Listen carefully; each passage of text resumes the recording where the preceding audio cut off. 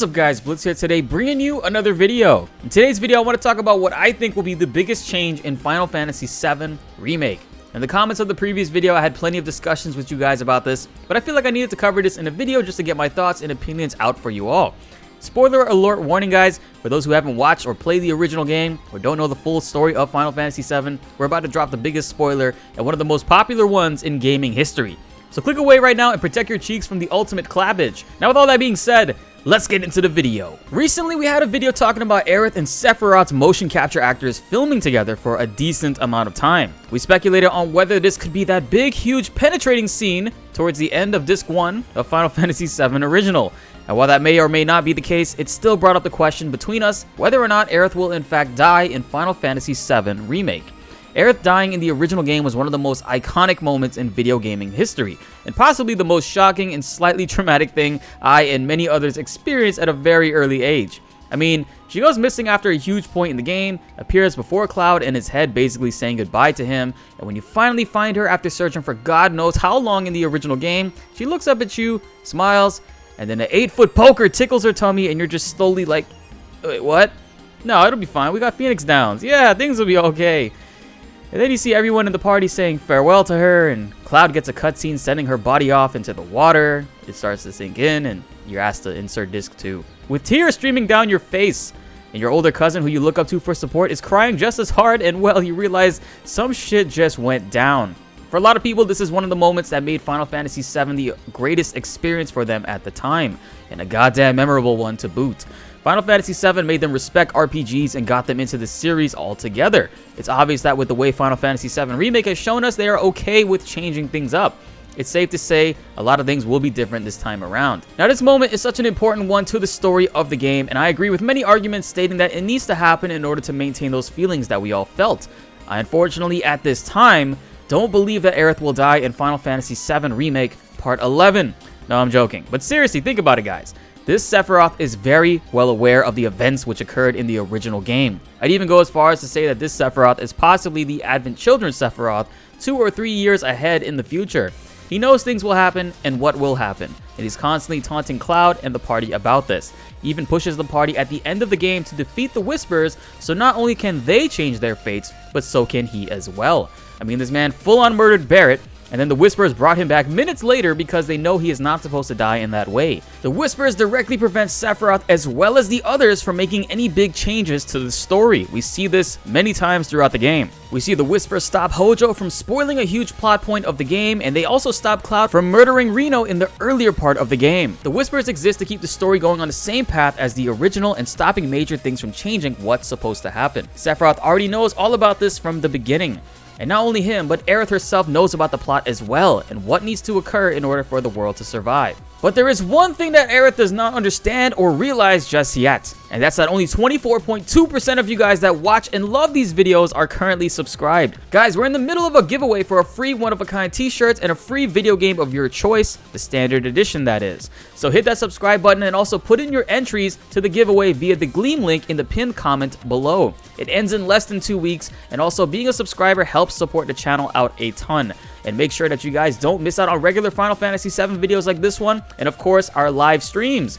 We are now streaming Xenogears, and I'm absolutely loving it right now. So hit that subscribe button and hit that notification bell so you don't miss out on any more content. With Aerith, it's shown to us many times throughout the game that she knows what's going to happen. She also knows what needs to happen, and she references things in dialogue about this. And aside from that, her body language and the way her facial expressions are about certain things just tells us all about that. Like when she stops Cloud from killing Reno, or when the party finally meets up with Red 13 and she tells them, hey, we need to go, which is her taking charge of the story and making sure events play out in the way that they need to. And of course, many other moments where she straight up alludes to her knowing things. Why or how does Aerith know these things? She even tells Reno that Cloud was in Soldier before he even tells her himself that he was in Soldier, and her excuse was that she guessed from the sword. Her whole delivery right here even screams out loud that she knows a lot of information ahead of time. Well, there is a theory that I agree on why that may be the case. At the end of the original game, when Holy in the live stream stopped Meteor from destroying the world, we are shown all the main characters' faces, and then finally we are shown Aerith's face, and it's unknown whether Meteor was stopped. Spoiler alert from Advent Children, it was stopped. But at that moment when Aerith's face is shown to us there, what if the Remake timeline's livestream detected that Sephiroth has somehow made it to that timeline and has plans to change the outcome of his loss. So the live stream sends Aerith's consciousness to the Aerith in Remake. And right here at the beginning scene, we get sort of a continuation, but something's a little bit different. This Aerith feels a dark presence, she's scared, and to me she's remembering all of this and slowly saying to herself she's seen all this before and remembers this, but doesn't know why. From this moment on, Remake Aerith is being fed information on what needs to occur in this timeline to ensure that the world is saved. Then over time, through the story, she pieces things together and realizes that she actually needs to die in order to protect everyone, which is why she tells Cloud in that totally not canon scene outside her house that he must not fall in love with her, because she knows she won't be around much longer. And also that she belongs to Zack. Tifa gang, stand up. But what I think is going to happen is that Sephiroth will not kill Aerith, because her death is what causes his meteor to fail. Think about it. Aerith casts Holy before dying, but then Sephiroth kills her, and her Holy material falls into the water and sinks into the live stream, and at the end of the game, Holy comes out and tries to stop Meteor, but if you remember guys from the original game, it does not work. But the live stream, thanks to Aerith being dead, comes and helps Holy to stop Meteor. So why would Sephiroth kill Aerith and essentially make the same mistake twice? This is what I think just may happen in Final Fantasy VII Remake. The next thing people are talking about is maybe instead of Aerith dying, that instead Tifa dies, which would make me, a grown-ass man, cry.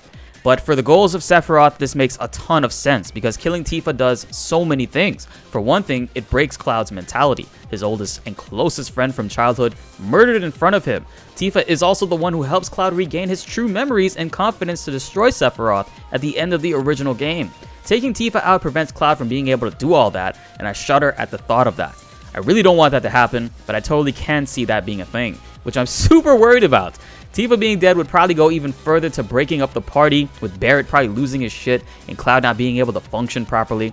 Cloud just might even give himself up to Sephiroth at the handing over the Black Materia scene altogether, because I would imagine he'd be more broken up about Tifa dying rather than Aerith at this point. And I say this because we don't really know these characters' attachments to one another. I mean, Cloud has known Aerith for what, about 2 or 3 weeks now, we could say, in the story? Maybe even less, but he's known Tifa all his life. And I'm sure you guys can imagine that could be more devastating to a person, especially if you've unfortunately lost someone that's close to you and you've known them all your life. I mean, just look at this totally canon scene with Cloud and Tifa. Look at that emotion. Oh my god, I could just cry right now.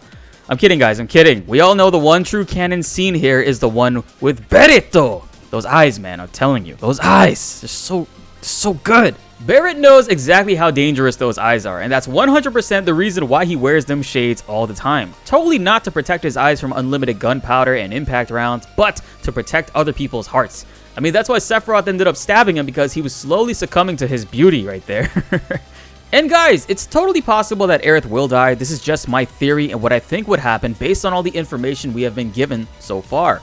I mean, it all seems so obvious to me that she won't die for whatever reason. I mean, the way in which she talks about what they must do and how she tells Cloud to not fall in love with her just tells us, hey, this chick knows that she's gonna die, but Sephiroth is not gonna make that mistake again, and he just might do something else. What exactly is that? I have no goddamn idea, but what do you guys think? Let me know in the comments below. Again, trust me, I fully understand why she needs to die, and I want that too, but I also don't think Sephiroth is an idiot and would make that mistake again, knowing it's what caused his plan to fail in the original game. The events could play out differently, and who knows, maybe Sephiroth steals Holy Materia instead and then kills Aerith to make sure his plans work out. And also, Aerith could sacrifice herself to ensure that the path stays the same, because at the end of the day, she's all about preserving what needs to happen, and it's crazy to just keep picturing these things in my head, and I wanted to lay it out on a video for you all to suffer with me.